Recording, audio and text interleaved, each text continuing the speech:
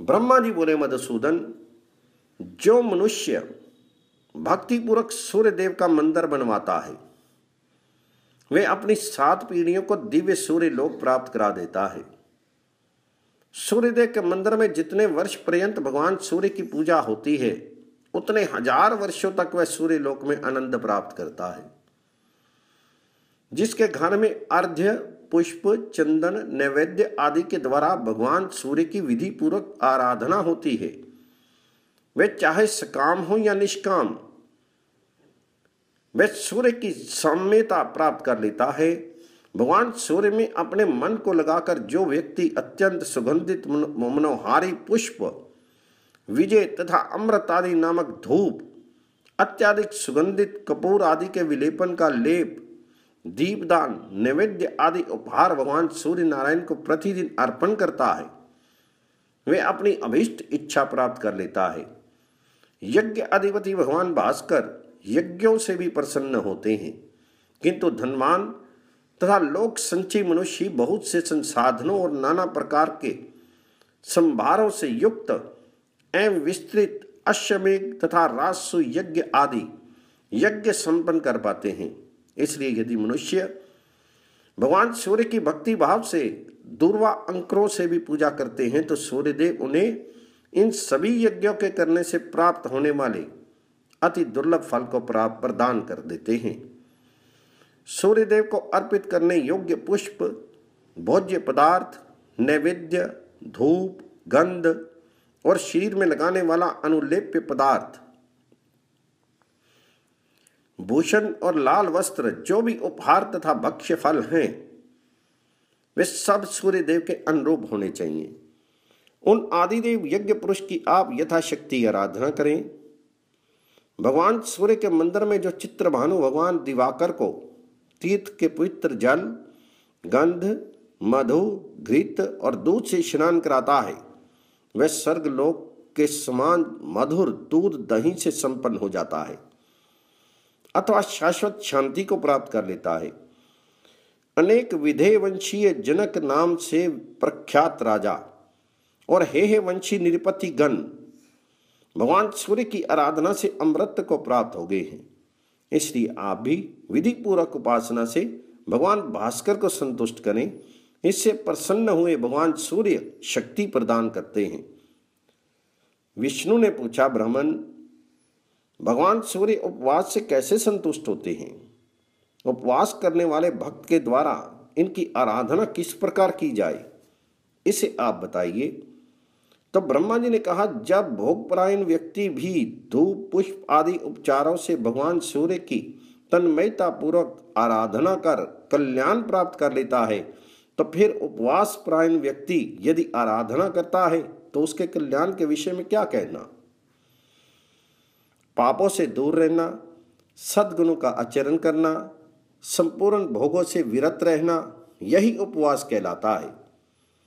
जो उपवास परायण पुरुष भक्ति भाव से 1 रात, 2 रात या 3 रात भगवान सूर्य का ध्यान करता है, उसके नाम का जप करता है और उसके उद्देश्य से संपूर्ण कर्म करता है तथा उन्हीं में अपना मन लगाए हुए है, ऐसा अनासक्त पुरुष भगवान सूर्य की पूजा करके उस परम ब्रह्म को प्राप्त कर लेता है।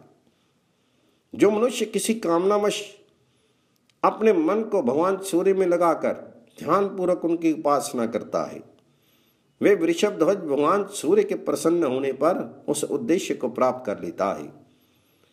तो विष्णु ने पूछा, विभो,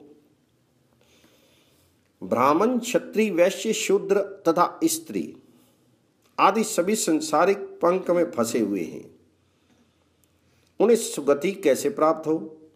तो ब्रह्मा जी ने कहा, मनुष्य निष्कपट भाव से तिमिरहार भगवान भास्कर की आराधना करके सद्गति प्राप्त कर सकता है। जो व्यक्ति विषयों में आसक्त है तथा भगवान सूर्य में मन नहीं लगाता, ऐसा पाप कर्म करने वाला मनुष्य सद्गति कैसे प्राप्त कर लेगा? संसार के दुख से पीड़ित व्यक्ति सद्गति प्राप्त करना चाहता है तो उस लोक पूज्य सर्वेश्वर भगवान ग्रह अधिपति सूर्य की पुष्प, सुगंधित धूप, अगरु, चंदन, वस्त्र, आभूषण तथा भक्ष्य, नैवेद्य आदि उपचारों से उपवास परायण होकर आराधना करे। यदि संसार से विरक्त होकर सद्गति प्राप्त करने की अभिलाषा हो तो काल के स्वामी सूर्य देव की आराधना करे। यदि उनकी आराधना के लिए पुष्प नहीं है तो शुभ वृक्षों के कोमल पल्लवों एवं दूर्वा अंकुरों से भी पूजा की जा सकती है।